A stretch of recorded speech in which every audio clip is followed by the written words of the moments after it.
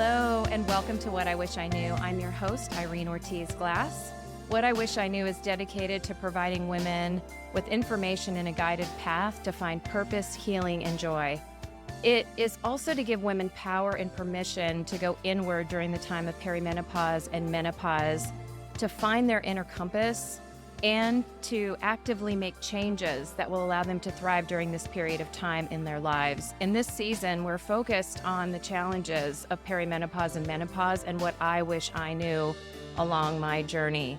Just as a disclaimer, this is informational only. It does not replace you working directly with your physician on your own lab results, as well as your prescribed medications and hormones. The purpose of the podcast series is a few things. One is to share personal experience. My experience on this journey is relevant because I believe many, many women are suffering as I have and are silent and are suffering needlessly, to be honest. And it is to share that story, but it's also to provide scientific education. And the depth of what you're going to hear on this podcast series and the experts that are going to be part of this are going to be absolutely beneficial to you and your journey. And we are going to give you access to how you can think about the tools and the labs and the things that you need to be well. And we center this around an integrated system of mind, body, and spirit. There will be options for support on our website, and you will find that on menocoaching.com. Those options for support are not only access to these podcasts, but access to a video series, video on demand, as well as coaching and cohort peer group support, as well as lab testing support. So there's a lot on that site for you to look at as we get going through this journey together. So in most things in life, everything starts at a beginning. And so I'm going to start at the very beginning of my journey because I believe that really is something that I wish I would have pulled and threaded through together more carefully as I got to the menopause part of my transition. So I started my period when I was about 12. I actually started at Christian camp. I was invited to go. A friend of mine, my very best friend actually in junior high school, invited me, and I'd visit her home, and her family was joyous and Christian and prayed together and ate together and would sit around the table and talk about their day. And it was really nothing like I had ever experienced. And I, unfortunately, at the age of 5, my parents divorced and my father had rejected me and never wanted to see me. And so I had a really hard time even accepting myself. That being said, I also had a home that, was tense. I had step siblings and there was a blended family and there was a lot going on there too. And so I just never really felt like confident or a degree of psychological safety that you should really have at that time in your life. And in junior high, right, your hormones are going crazy, right? You're just starting to hit puberty. So I get invited, I go to the Christian camp and I meet the camp counselor and there's new friends and everyone's so wonderful. And the camp counselor is gorgeous and he's super friendly and empathic and vulnerable. And I'm like, I'm in love. I think it was my very first crush in life. And so whatever he said, I was, going to follow him to the end of the earth.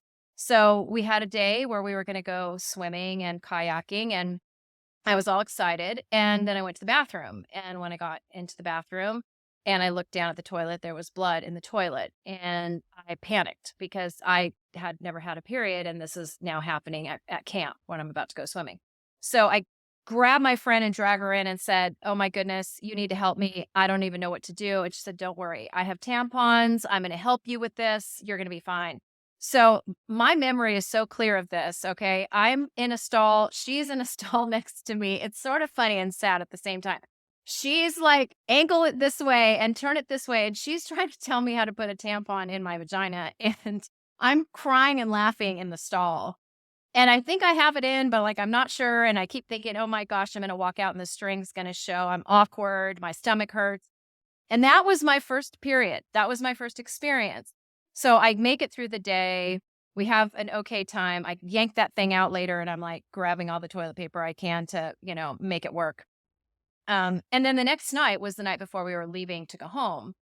And the camp counselor basically at the campfire says, you've been here with us this week. We've shared a lot about God, about peace, about needing to have our souls filled and walk with God. And, if you want this in your life, like come to this campfire, come to the front and we'll pray for you. And like, there's moments in your life that are just life changing. They're like very, very impactful. That was like one of the most impactful moments of my life. And I can see it like right now as I'm talking to you. And I could feel it. I mean, I ran up to the front of the campfire and was just crying. And I don't know why, but I could feel my heart beating like in my chest, but in my throat. It was that kind of really internal soul-filled need. And I ran and I, he said, like, just say these few things like, God, I'm not perfect. I'll never be perfect, but you came to save me and I just want to follow you and have a great life. And I want you to be, I want you to take the lead. And I said it and I cried and cried and cried and cried. And I don't even know why, except for I felt different. And so what I know now that I didn't know then is, and this is important for all people, whether you're religious, a believer, not a believer, whatever, in life, the terrible and the good actually coexist in life. Okay. You don't go through life and have good and then evil and, you do fine. And the goal is to forever be happy and it's never going to go. That isn't actually how life works. And what happened for me at that moment was what would eventually become the hardest thing in my life, having periods, PMS, perimenopause, and eventually surgical menopause, and finding Jesus Christ happened at the same time, the same week.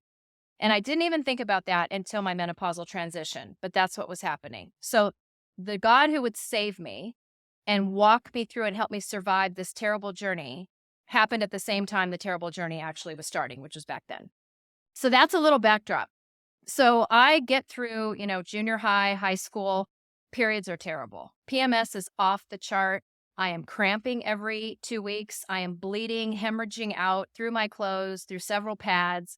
I can't get out of bed sometimes and go to school because the fatigue is so bad that I would get so run down that my immune system was getting attacked. And I would get these cold sores across my lips that were awful to look at. If you've ever had one of those, it's like the most embarrassing thing. And I saw no content or no connection between immune system and hormones. Okay. But now I know that it is wildly connected. And we'll talk a lot more about that later. We'll also talk about the fact that during that time, my adrenal system was crashing, but I didn't know that either. So all this is happening to me as I'm in high school and I, miss classes. I'm emotional. I cry at the drop of a hat, all the things. But we're told that we're just to accept that because PMS is normal. And I'm going to tell you, it's not. It's not normal. You can work with it. You can heal from it. You can regulate, but it takes work and it takes education and proper information that I did not have. So I go through this period of time accepting it, taking Advil by the handfuls, trying as hard as I can not to cry in front of my friends and button my pants. So that, basically I was going through that at least 8 days, maybe 9 days every month. So I get to the point where, I'm okay, but I'm not great. I just deal with it. And then I, go to college, I get married and my husband and I get pregnant really soon. I mean, like we weren't even married maybe a year and a half and I got pregnant with my son. And now I am 24, maybe 25, and I get pregnant and I feel fantastic. I mean, it is like hormone happiness. I am joyous. I am fat. I am pleased. I am not crying. I am not bleeding. It was the most wonderful thing that ever happened to me. And what I didn't know was that during that time, estrogen and progesterone are at their highest levels. And progesterone is even higher than the estrogen. And that is the happy neurochemical GABA-filled hormone. So, and it also is what keeps the baby in the uterus. Okay. So without enough progesterone, you will lose your child. So I didn't know all this, but I was feeling fantastic. I mean, I was going to get pregnant every week if I could, but that wasn't going to work. So I get pregnant, I have my child, I feel great until I don't. So what goes up must come down in hormones, particularly at pregnancy and childbirth. And for those of you who have had postpartum or have it now, I'm going to tell you something. You are not crazy. You do not need antidepressants. You are not losing your mind. You are hormonally dysregulated. That's what was happening to me. But I didn't know that. And my son didn't sleep all night. So I'm at work and a friend says, "Hey, why don't you try this diet pill? I think it'll help you. You'll have more energy. You seem really tired." I'm like, "Well, I'm up all night and I'm working all the time and I'm getting promoted soon. And my husband, wants more time," and on and on and on, because we as women think we need to be superheroes, right? I mean, that's our job. And we really can't afford to take a break. And so that pressure caused me to say yes. And I took the pill. So I, have a very long 10-year addiction at that point. I am addicted to diet pills for a very long time. I wrote another book called Beautifully Broken, on top of the book I'm writing now, that is on the website, that talks about that journey if you want to go there. But it was life altering. And to this day, I will tell you that those diet pills are also a big reason why I became so screwed up in perimenopause. So I finally get off the pills because I'm so edgy from them that I became someone I did not recognize. I had so much energy when I was good, and they made me so focused because they're just like methamphetamines, basically. So if you've ever taken one of those or considering one of those or shots or whatever the doctor is thinking about giving you to lose weight, please, please hear me. It will ruin your body. It will really, I mean, there is just no way, it'll ruin your mind. So I get off the diet pills and I'm now, really hormonally dysregulated still, and it's not getting better. And all of a sudden now I'm edging into perimenopause. So I'm in my late 30s. I'm about 38 years old, and now I start having 2 periods a month. So basically, I am never okay. Every single day is hard. Maybe 2 days out of the month I feel normal. The rest of the time I am tired, I am emotional. I started having horrible anxiety. And the anxiety started a lot when I was getting off the diet pills. That's when it, really came into my life. But at this very same time, I had a trauma. My son was 18 and it was Mother's Day, and he had gone to the bathroom and he came out and said, "Mom, I'm bleeding. It's bad." I called Dad. I don't know what's going on. And I panicked, and he went to the emergency room and they did scans. We saw, lots of GI doctors, and he had severe ulcerative colitis, which I didn't know much about. And it was so bad that he was hospitalized several times and eventually was put on immune suppressant drugs. And those immune suppressant drugs made him very, very sick. Um, he developed an infection, which is like, 0.2 out of the population gets infected from those. And he was one of them. And I watched him fade in front of me. And it's so hard to talk about this without crying, because watching your son, like going from 200 pounds to 150 pounds and not being able to, interact with the world from being so depressed, from being so sick. It's life altering. It is something that you can never come back from mentally. And I just went to my faith. Like, I ran to the chapel. My mom was in the hospital with me every single day. And I went to the chapel and I threw myself on the ground and I said, "Take me, just take me instead of him." And I can't do this anymore. I can't watch him suffer. And I said, "Please just give me a miracle. I need a miracle." And God gave us a miracle. I have seen miracles in my life, and that was one of them. It was the best one. And Luke got well, and he was healed. And it took 3 surgeries and lots of specialists, but he got better and even became a paramedic and is now in nursing school. And it's just a miracle. And so he got better, but I got sicker. And what does that mean? It means that the trauma that we go through in life, regardless of, what it is, impacts our body and our brain so much that every single cell will respond to that trauma. And so I didn't realize it at the time, but what I wish I knew was that trauma catapulted me into the end of the perimenopause journey. So I started having just really hard time with ovarian cysts. I met a couple of people who said, "Don't take them out." Other people said, "Take the cysts out," because they were starting to rupture. And when they rupture, it's the worst pain you've ever experienced. And I had 2 cysts rupture. And finally I said, "I can't do this anymore." And they took one out. And when they did, they told me I had something called endomyosis, which is like endometriosis, which is on the inside lining of the uterus, but it's on the muscle on the outside of the uterus. And so that's why my cramping was so incredibly terrible. But now what I know that I didn't know then, so now you see the theme here, friends, is endomyosis is autoimmune in some way. It's inflammatory, okay? But nobody knows that. So they treat it with drugs, they treat it with, lots of birth control pill, but it doesn't fix it. And so I, went through that surgery, had to come back from the hormone dysregulation and went right back on the roller coaster again. So now at this time, I start investigating genetics. I start on my own. Okay. I'm desperate. I start going to naturopaths, acupuncturists, Western, Eastern, you name it. I spent $45,000 to $50,000 on doctors, functional medicine, you name it. And some would help for a while and then others would help and then it wouldn't. And it just wasn't connected. So every doctor has a specialty area they work in. Very few know soup to nuts how this whole system works. And if they do, they're charging you anywhere from $700 to $800 an hour. Okay. So it was a fortune and I was not getting answers. So I eventually had another cyst removed and finally get better.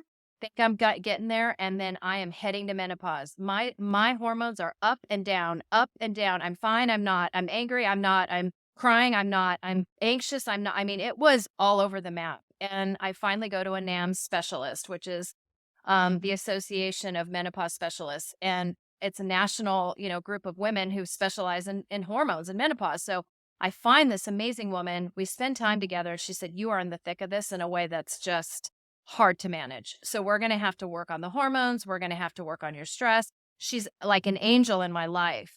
And so I work with her and we try some different things. And then all of a sudden, again, another cyst and it's bigger than before. And she's like, Irene, like you're bad. Like, I think you're going to have your ovaries out. And I panic. Okay. So I go and ask for a genetic test. Me, not the doctor, me. I want to get genetic testing. I want to know what's going on inside deeper. I want to get to the root of this problem. So I go get genetic testing through a wonderful friend of mine who you're going to hear. His name is Michael. He's from Planet Naturopath. And that relationship changed my life. Michael is like a friend to me now. And I said, Michael, I don't know you. You're online. I found you, but you seem like you get the system and I've got a systems problem and no one else wants to talk about the system. So please help me know what to do. And he said, you need a genetic test.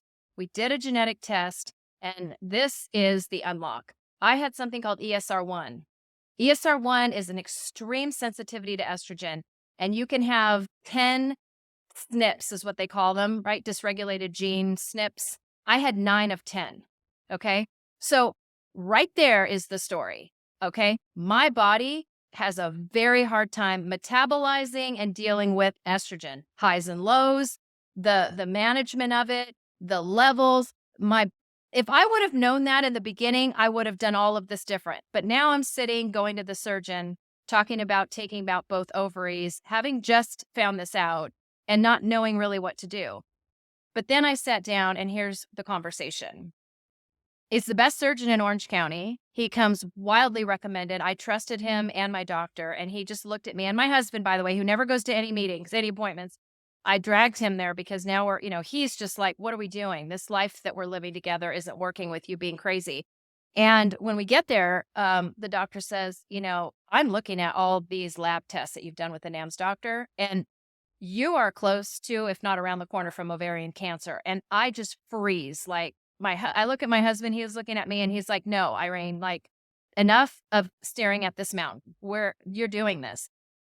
So I'm like, I don't know. And he goes, well, like you need to move because I'm not going to cut any more cysts out. Like I can't keep hacking your body. Like you either need to do this or just deal. And so I'm crying and crying and crying. My husband's like, we're doing this. I'm like, no, I'll go into menopause. It'll be horrible. And let me just explain.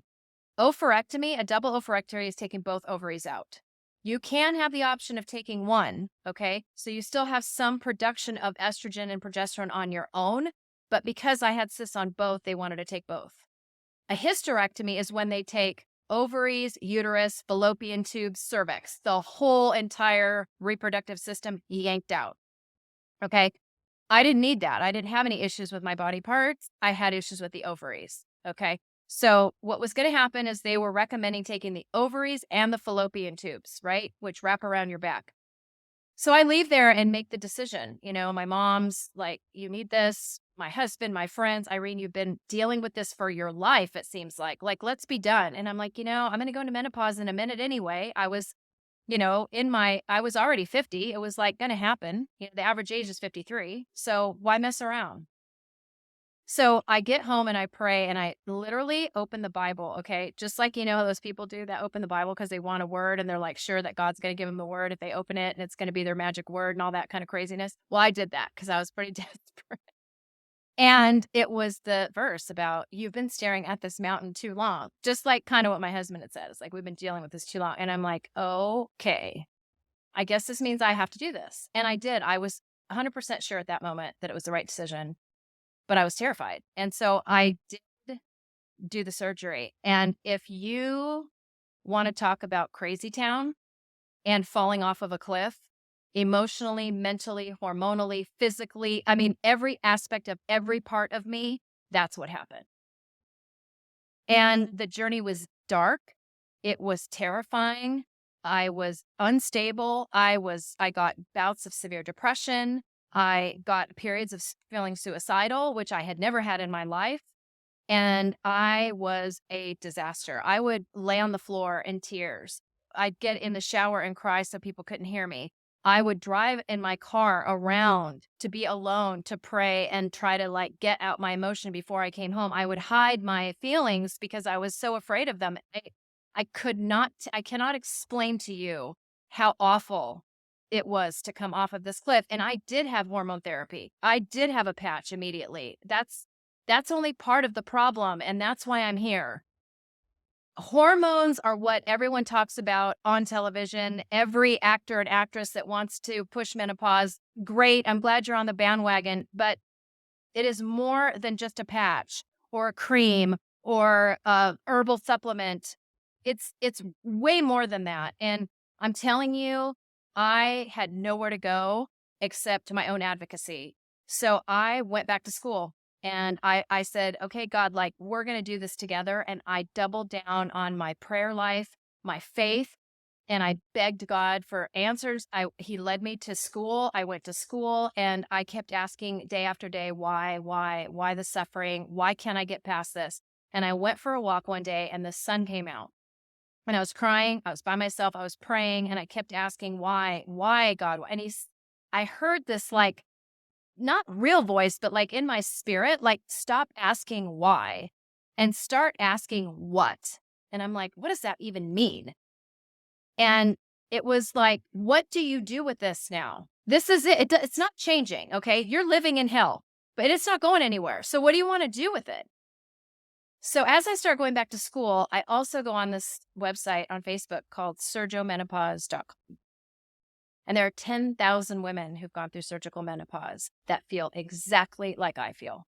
And they're a community and people talk to each other. They share, they give guidance. They talk about hormones. They talk about adrenals and thyroid and all this stuff we're going to talk about. And I feel less alone. I mean, I automatically feel like I've got a tribe. Okay. We're texting each other. It's crazy what goes on in life, right? Through social media, et cetera. So I start to really have to talk myself mentally into this idea that I'm going to find my way back. So here's what I'm going to tell you. I was in the worst place you can possibly be, and I came back, okay? But I came back because I did the work. I got my head straight. I doubled down on my faith. I doubled down on my grit, and I did not stop until I got well. And I'm going to tell you, it took over a year for me to get well, about 13 months for me to heal completely. And so I am here as an advocate for women. I am here because I am tired of the healthcare system that is broken. I am tired of women not having answers and paying thousands of dollars to still be stuck. I want there to be truth and I want you to have a support system.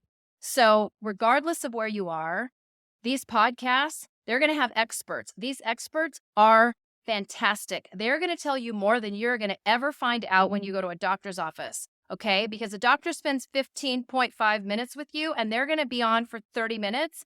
And then you're going to have access to a video series that's very deep, that is very specific about each part of the endocrine and hormonal system and what you need to be thinking about and advocating for with your doctor, okay, to be well. So I am honored. And I never thought I would say this. And it's like the first time I think I have. But I thank God I got sick. And I thank God for every moment of struggle that brought me right here, because there's purpose. And I know that people are going to get well and better. I know they're going to be more informed, and they're going to be able to fight for themselves and feel empowered. And that is what matters on this journey. So I'm just so grateful to be here with you. I look forward to all the podcasts. I look forward to, I have a book coming out in October called The Body Whispers Before It Screams. I can't wait for you to read that with all the detail of my journey. But it's just my pleasure and honor to be with you, and I look forward to more time together. Thank you for joining us on this podcast today. Please go visit menocoaching.com, our website, where you can have access to the videos on demand if you so desire. Please be ready to share your email with us so we can send you information on the upcoming podcast series, as well as the book that will be coming out in October. And please do leave a review on the podcast. It really helps to get this information out to more women to help and heal more people on this menopause journey. We look forward to seeing you on future podcasts.